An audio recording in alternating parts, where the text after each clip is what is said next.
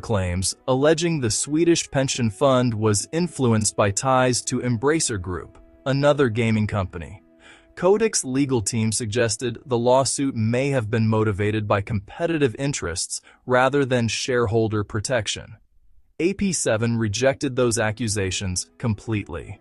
The legal battle intensified, and by this point the case had transformed from a shareholder dispute into a sprawling corporate conflict involving billion-dollar acquisitions, executive compensation, industry competition, and one of gaming's darkest public scandals. In May 2026, the fight finally ended. Microsoft agreed to pay $250 million to settle the shareholder litigation. According to Reuters, approximately 40% of the settlement would be funded by Microsoft, while the remaining 60% would come from directors' and officers' liability insurance. The settlement still required court approval. No party admitted wrongdoing, and shareholders were expected to receive roughly 30 cents per share.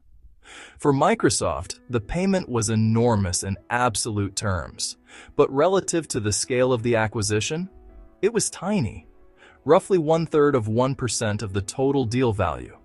Online reaction reflected that reality.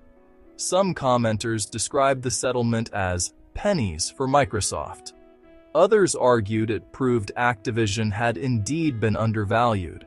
Still, the settlement accomplished something far more valuable than saving money. It closed the final major legal chapter of the Activision Blizzard acquisition. The Activision Blizzard acquisition was never just about Call of Duty. It was about scale, recurring revenue, mobile gaming, subscriptions, cloud infrastructure, and dominance in a future where gaming increasingly resembles streaming media. Some analysts believed Microsoft primarily wanted King, the mobile gaming powerhouse behind Candy Crush, because mobile remained one of Microsoft's weakest gaming sectors. Others saw the acquisition as a defensive move against competitors like Sony and rising tech giants entering gaming. But critics feared the growing consolidation of the gaming industry itself. Could creativity survive when a handful of corporations controlled so many franchises? Could competition survive? Those questions remain unresolved. The settlement may have ended the lawsuit, but it did not end the debate. To supporters, Microsoft's acquisition of Activision Blizzard represented evolution, a tech giant investing heavily in gaming's future.